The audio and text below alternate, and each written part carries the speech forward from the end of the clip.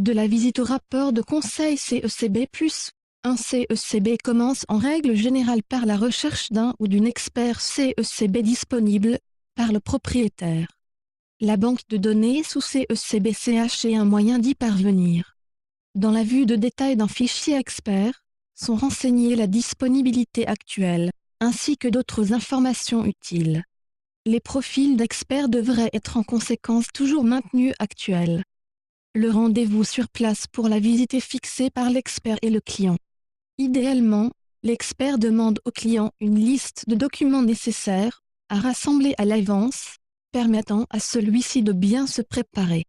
L'expert va se faire une idée sur place de l'état initial du bâtiment, en l'examinant du sous-sol jusqu'au toit.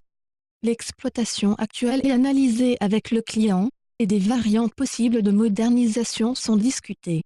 Il existe une liste de préparation à la visite du bâtiment, ainsi que d'autres documents à la disposition de l'expert. Le manuel utilisateur de l'outil, actualisé périodiquement, est disponible au téléchargement dans le domaine expert. Le temps requis pour une visite de maison individuelle se monte à environ 3 heures. Les données reprises d'un CECB existant doivent être contrôlées grâce à la visite. Après la visite, la saisie des données a lieu avec l'outil en ligne. En cas de problème ou d'incertitude, utilisez les astuces du manuel, ou recherchez des informations via le helpdesk et ses FAQ. Pour un conseil d'ensemble, il est possible de recourir à une offre de coaching. Après avoir entré la puissance installée, le rendement en kWh peut être calculé grâce au bouton « Actualiser ». Afin de saisir l'objet plus rapidement, un modèle de fichier Excel peut tout à fait être rempli sur place, et sera importé plus tard en un clic dans l'outil CECB+. Une bonne base de travail constitue un fichier modèle CECB+ portefeuille, éventuellement un rapport de conseil modèle local CECB+.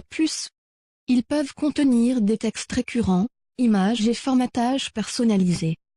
Dès que l'objet est saisi entièrement, et que les variantes sont définies, il est bon de vérifier l'exactitude des aperçus de documents générés.